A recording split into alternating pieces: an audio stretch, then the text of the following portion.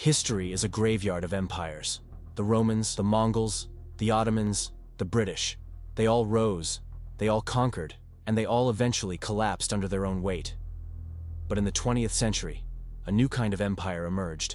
One that didn't just conquer land, but conquered the very concept of value itself, the United States of America. Today, this single nation accounts for nearly 25% of the entire global economy. It holds a military force capable of fighting the entire world, simultaneously. And its currency, the dollar, is the lifeblood of global trade. But here is the uncomfortable truth that they don't teach you in school. The rise of the United States wasn't just about freedom or democracy. It was the result of a ruthless combination of geographical luck, calculated war profiteering, and a financial system designed to keep the rest of the world in debt. How did a colony of farmers transform into the masters of the planet in less than 200 years? And more. Importantly, as their debt clocks spin out of control and new rivals rise in the East, are we witnessing the beginning of the end? In the next 15 minutes, we are going to peel back the layers of the American machine. We will look at the geography that made them invincible, the wars that made them rich, and the secret agreements that forced the world to bow to the dollar. Welcome to the true story of the American empire. To understand American dominance, you have to ignore the politicians and look at the map. Before the first law was written, the United States had already won the lottery. While Europe and Asia were crowded, fragmented, and constantly at war over resources, the North American continent offered a strategic advantage that is virtually impossible to replicate.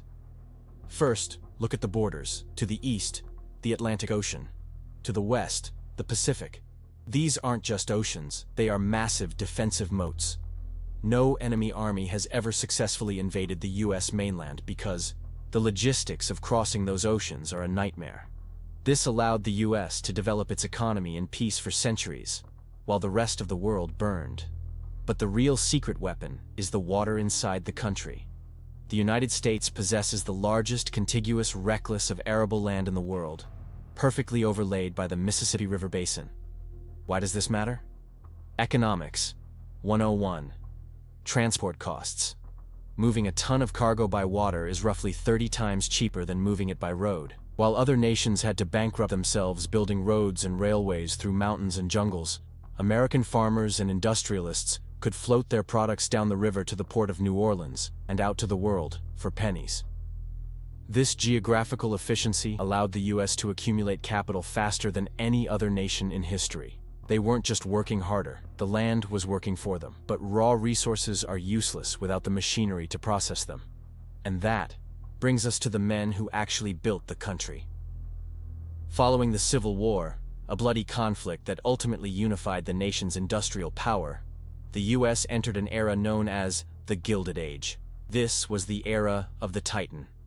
Men like John D. Rockefeller, Andrew Carnegie, and J.P. Morgan didn't just run companies, they built kingdoms. Rockefeller's Standard Oil didn't just sell kerosene, he controlled 90% of the oil refining in America. He ruthlessly crushed competitors, bought up railroads, to control transport prices, and amassed a fortune that, adjusted for inflation, would make Elon Musk look poor. Carnegie did the same with steel, Vanderbilt with the railways. These men, often called the robber barons, operated with zero income tax and zero regulation.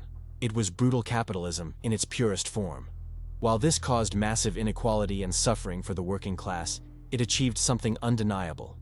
It hyper-industrialized the nation in record time. By 1900, the United States wasn't just catching up to Europe, it was eclipsing it. They were producing more steel than Britain and Germany combined. The sleeping giant had awoken, but the world was too distracted to notice. They needed a catastrophe to realize the balance of power had shifted. If geography was the foundation, war was the catalyst. During World War I and World War II, the great powers of Europe, Britain, France, Germany, decimated each other. Their factories were bombed into rubble. Their working age. Populations were slaughtered on the battlefield. Their treasuries were drained. The United States? They were an ocean away, completely untouched. Instead of fighting from day one, the US played the role of the supplier. American factories ran 24/7, producing tanks, planes, ammunition, and food. And they sold these supplies to the Allies. Initially, the Allies paid in gold. The greatest wealth transfer in history took place as shiploads of gold bullion crossed the Atlantic from London and Paris to the vaults in New York and Fort Knox. By the end of World War II, the United States held 2/3 of all the gold in the world. Europe was bankrupt and broken. The US was rich and fully industrialized. But the Americans knew that a broken world couldn't buy American products. They needed to rebuild Europe, not out of charity, but to create customers. They launched the Marshall Plan, lending billions to Europe to rebuild, money that Europe would then use to buy American goods. It was a perfect loop, but the masterstroke was yet to come. In 1944, with the war winding down, the world's leaders met at a hotel in Bretton Woods, New Hampshire. The US, holding all the leverage and all the gold, dictated the terms of the New World Order. The deal was simple.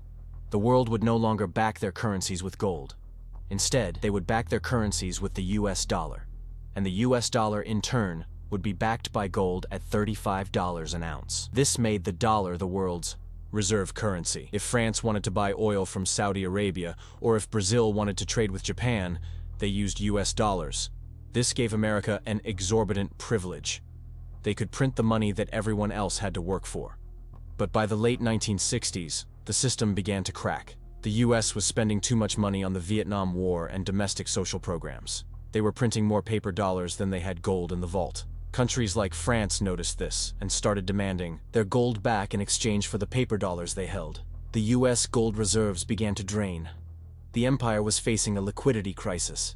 If they ran out of gold, the dollar would collapse, and with it, American power. So, in 1971, President Richard Nixon did something that changed the economy forever. On a Sunday evening in August 1971, Nixon went on television and temporarily suspended the convertibility of the dollar into gold. That temporary measure became permanent. Suddenly, the dollar was backed by nothing but faith and credit. The world panicked. Why would anyone hold dollars if they were just pieces of paper? The currency began to crash. The US needed a new anchor. Enter Henry Kissinger and the Kingdom of Saudi Arabia. In 1974, the US struck a deal that saved the empire. The terms were secret but simple. The United States would provide absolute military protection to the Saudi royal family and sell them advanced weapons. In exchange, the Saudis, who controlled the world's largest oil reserves, agreed to price and sell their oil exclusively in US dollars. This was the birth of the petrodollar. Think about the genius of this. Every country on Earth needs oil. To buy oil, they need dollars. Therefore, every country on Earth is forced to hoard US dollars, creating a permanent, artificial demand for the currency. This allowed the US to run massive deficits, print trillions of dollars, and export their inflation to the rest of the world. It was the ultimate financial cheat code. With the dollar secure, the US economy shifted gears. In the 80s and 90s, manufacturing began to move offshore to cheaper nations like China. The US transformed from a nation of factories into a nation of finance and services. Wall Street became the engine.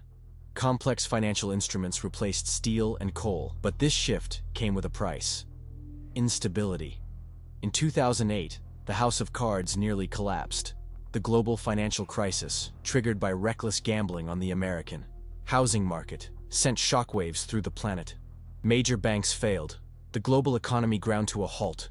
To save the system, the Federal Reserve didn't fix the root cause. They just printed more money. Trillions of dollars were injected into the system to bail out the banks. This proved two things. First, the US economy was too big to fail for the rest of the world. Second, the system was becoming fragile. The gap between the rich and the poor exploded, setting the stage for the internal, political chaos we see today. This brings us to today. The American empire is facing threats it hasn't seen in nearly a century. Externally, China has risen. They followed the exact same playbook the US used in the 19th century.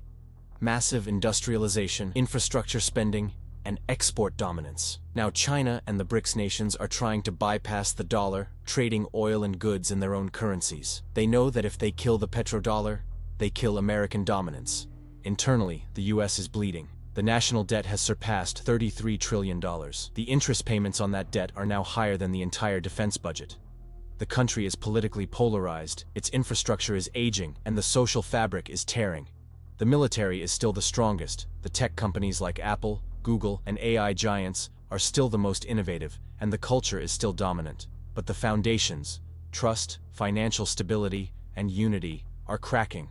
So, how did the US become the biggest economy in the world? It wasn't an accident. It was a masterpiece of geography exploited by ambition, solidified by war, and maintained by a financial system rigged in their favor. But empires are like living organisms. They are born, they mature, they grow old, and they die. The US has enjoyed the most prosperous century in human history, but as we look at the rise of the East and the debt crisis in the West, we have to ask, are we watching a temporary stumble? Or are we witnessing the slow-motion collapse of the modern Rome? History doesn't repeat itself, but it often rhymes.